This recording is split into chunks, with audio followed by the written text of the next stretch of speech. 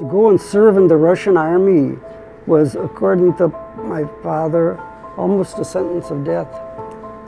Any number of Jewish soldiers died doing service in the Russian army at that time. By 1912, Sam Miller had seen enough.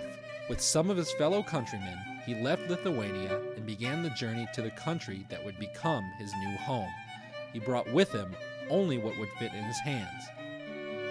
Little did Sam know that his humble bag contained the secret to his success in America.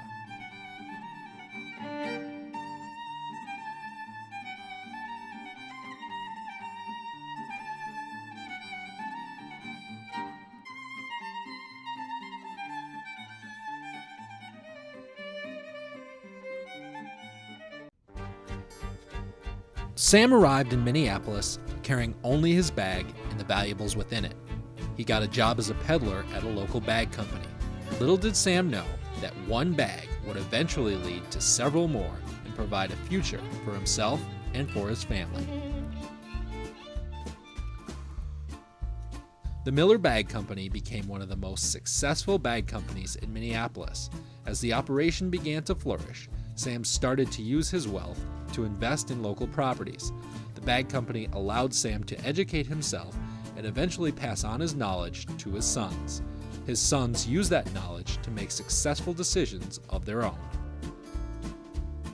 During its heyday, the Minneapolis Milling District was home to the flour milling capital of the United States.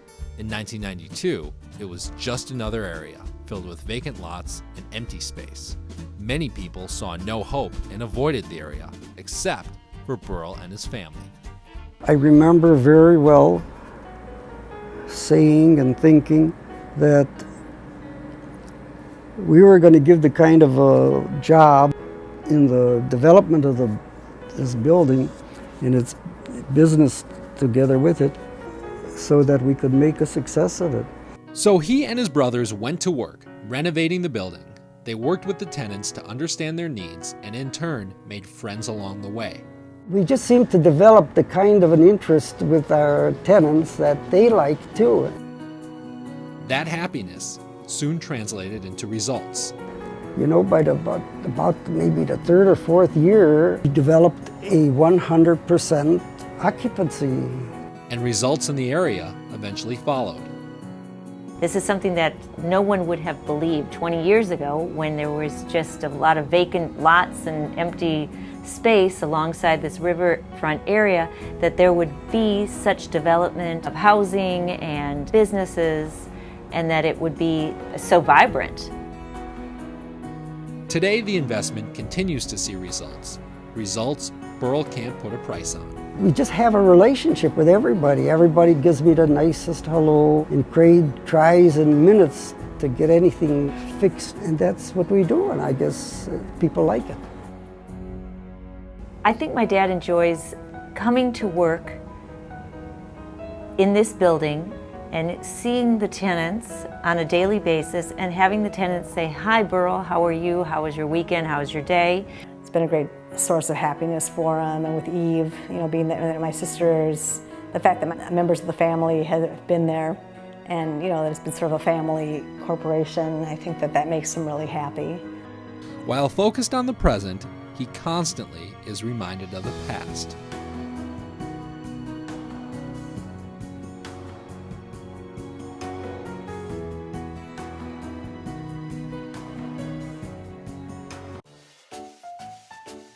By 1924, over 24,000 Jewish immigrants were living in North Minneapolis. The area featured a large contingent of Lithuanians who Sam was familiar with. Both of these factors allowed the Miller family to feel at home. It was nice. I loved the north side. I knew every nook and cranny on the way to the Homewood Theater, on the way to Malkoff's, you know, all those nice places on Plymouth Avenue, and on used to call Olson Highway 6th Avenue North. And that too, they had lots of places where you could hang out. You could go to the drugstore and, you know, for about 25 or 30 cents, you'd get a nice malted milk, or a lot of places you could get a one-dip ice cream cone for a nickel. And you want two dips, it cost you 10 cents. I liked the ways that I knew my way around. I knew how to get to North Commons, and I could go to Sumner Field. So that was a great joy. Everybody was Jewish. It was pretty nice. I had no complaints about it.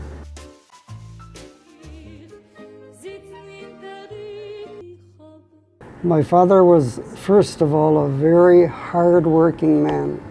He worked all the days of his life's activities, Sunday through Friday until it was several hours before Shabbos, and then he would come in and get ready for Shabbos.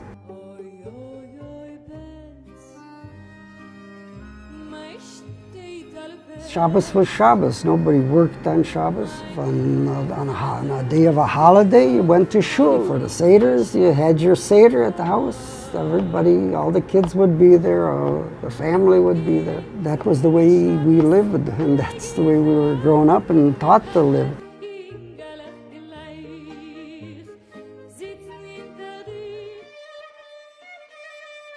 Attending the Sheri Chesed Synagogue was a way of life for the Millers.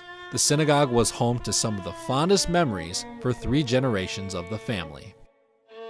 I remember being in the synagogue, and I'd stand next to my dad, and I would stand underneath his tallis, and he'd rub my cheek with the fringes of the tallis, and I remember that. And I remember the shamus of the shul. That's the guy who would bring me little kichels and all kinds of things, and I just think I so vividly remember just the shul and what it meant to my family to have the shul and to have my grandfather being the president of the shul.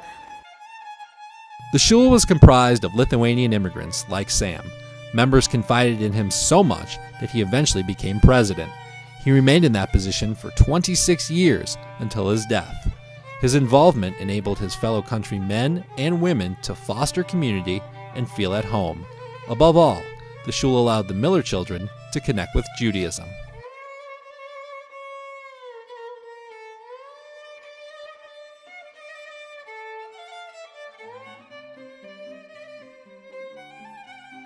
Upon arriving in America, Sam took a job at a local bag company sewing bags. During his first year in the country, Sam's focus was on his job, but his motivation was somewhere else. My mother, she didn't have the money for both of them to come at the same time. So she continued to live in Kapula.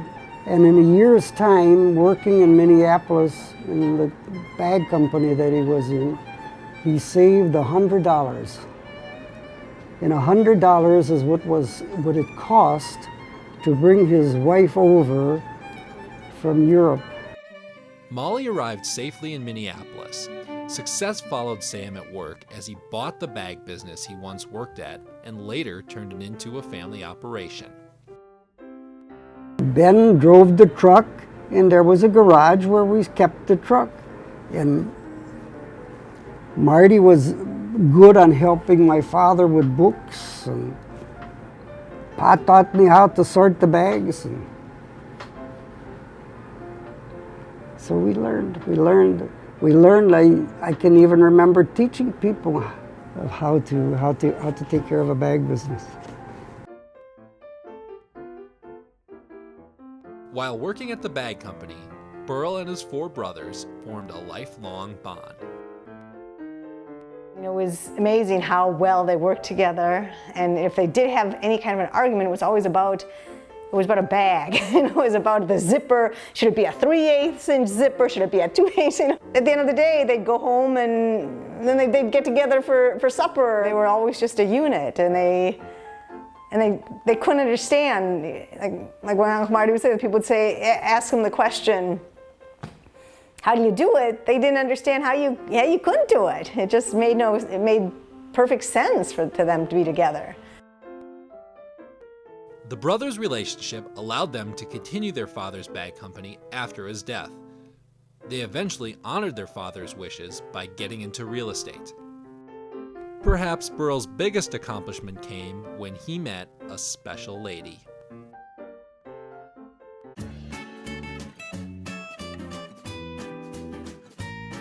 This is more like 54 years ago. going on 55 years that we met. He had red, curly, thick hair, and he had broken his glasses, so he had sunglasses on. And my mother thought he was, unfortunately, they had in the papers that there were a lot of guys kidnapping women, and they looked like him. So they got in their head that maybe he was one of those, because he never took his glasses off. Beryl has gone on to have a marriage that's lasted 55 years. He and his wife Florence have raised 4 daughters. Together, they have passed on the values they've learned from their parents in their own ways. Look at that guy. 2 more inches, a muzzle, and then careful. Oh, you look so nice. You look so good and so handsome. Beautiful, I'm telling you.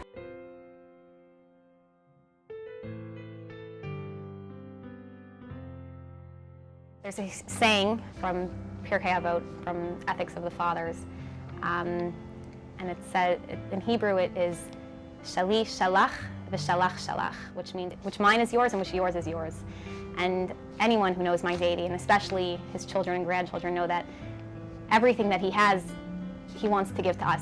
He always, that's all he wants to do. He would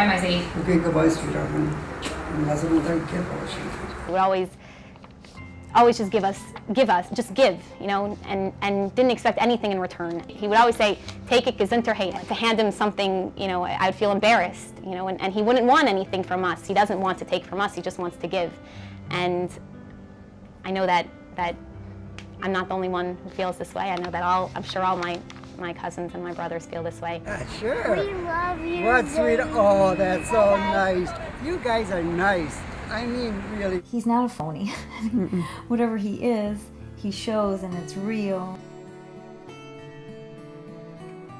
If you had to ask somebody about our dad, that they would anybody you asked would say he's a good person, he's a kind person. I think that we all really strive to be those same kinds of people. He's true to the convictions of his life.